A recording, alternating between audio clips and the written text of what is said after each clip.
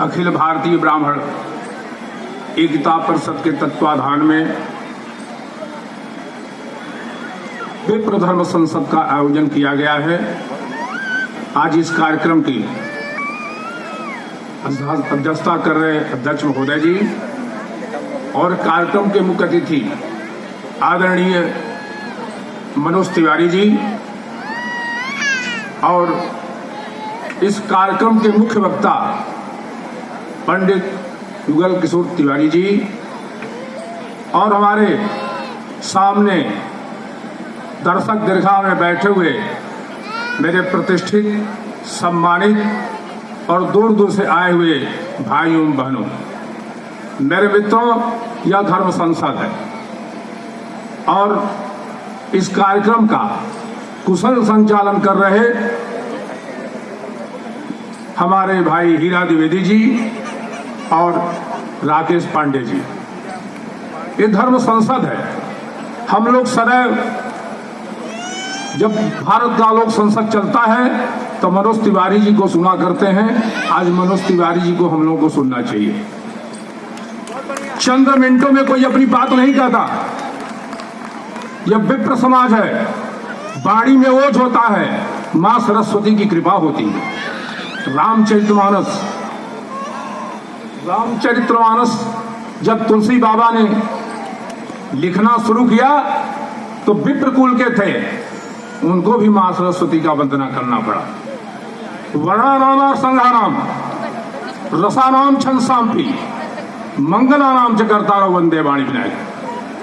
जो मां सरस्वती है, वाणियों की, रसों की, संगों की, छंदों की, व्याकरण की समूह है और जो मंगल के रूप गणेश जी हैं, मैं उस सरस्वती मां की और गणेश जी की वंदना करता हूं। ये धर्म संसद वह धर्म संसद है। यह धर्म संसद वो धर्म संसद है। मैं आपको ले जाना चाहता हूं इतिहास के पन्नों में। एक पंडित रामकृष्ण जी हुआ करते थे जो स्वामी विवेकानंद के गुरु थे। 1863 में स्वामी विवेकानंद का जन्म होता है बंगाल के कलकत्ते में और वह जब स्वामी विवेकानंद के सानिध्य में आते हैं, ब्रह्म प्राप्ति का ज्ञान होता है, तो कहते हैं कि हे गुरुदेव, मैं हिमालय की कंदराओं में जाना चाहता हूं। कहें क्यों जाना चाहते हो स्वामी विवेकानंद? मैंने तुझे इतना ज्ञान दिया, परमात्मा जर्रे जर्रे में कण कण में वास करता है। तुम्हारे सामने सारे दिन दुखी बैठे हुए हैं, कोई वस्त्र से, कोई भूख से, कोई रोग से करा रहा है और तुम अपने आत्मा के मोक्षार्थ हिमालय में जाना चाहते हो। परमात्मा सब में वास करता है, इसी जगह इन दुनियों की सेवा करो। सनातन धर्म वैदिक परंपरा का प्रचार प्रसार करो और एक दिन आएगा कि विश्व का धर्म संसद होगा और तुम्हें जा करके भारत का, हिंदुत्व का, सनातन धर्म का उस विश्व के धर्म संसद में सम्मान रखना होगा। भारत को विश्व गुरु के रूप में स्थापित करना होगा।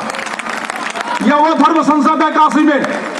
मैं कहना चाहता हूं कि स्वामी विवेकानंद ने कहा था कि गुरुजी आप रहे न रहे, मैं जाने को तैयार हूं, लेकिन मुझे ज्ञान कहां से मिलेगा? मेरे तो ब्राह्मण कुल के गुरु आप ही हैं। आप ही के बगैर मैं कुछ रख सकता हूं, बोल सकता हूं। तो स्वामी रामकृष्ण परमहंस ने कहा कि जाओ, मैं रहूं न रहूं, लेकिन मेरा आशीर्वाद रहेगा। हमेशा मैं छाया की तरह तुम्हारे साथ रहूंगा। मेरे मित्रों, 1893 में विश्व का धर्म संसद आयोजित किया गया अमेरिका के शिकागो में। स्वामी विवेकानंद जाते हैं। भारत के धर्मों को, यानी हिंदुत्व के धर्मों को बड़े हे दृष्टि से दुनिया में देखा जाता रहा। आज उसका विषय नहीं है, आज तो बड़े सम्मान से लोग देखते हैं। और हमारे धर्म को बड़े हे दृष्टि से देखा जाता था। भारत का सबसे लास्ट नंबर आया, वो भी अमेरिका के शिकागो में एक यूनिवर्सिटी था, वहां का प्रोफेसर स्वामी विवेकानंद को बोलने का अवसर दिलवाया था।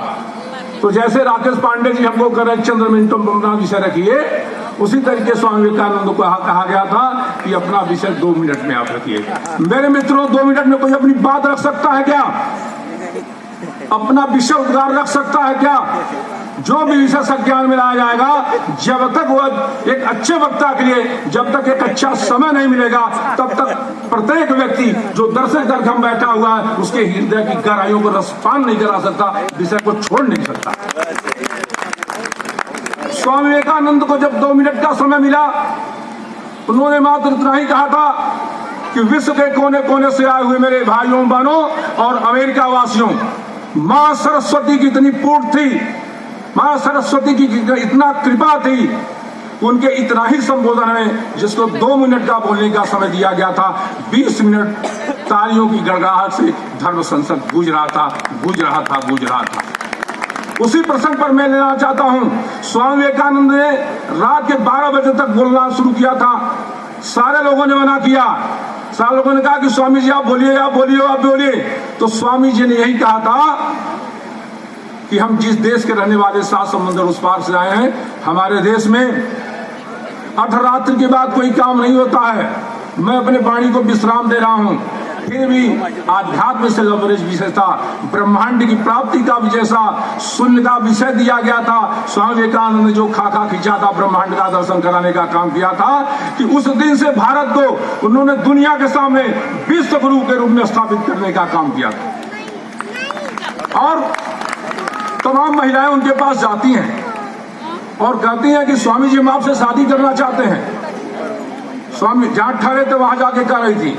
स्वामी जी ने कहा क्यों, इसकी क्या आवश्यकता है?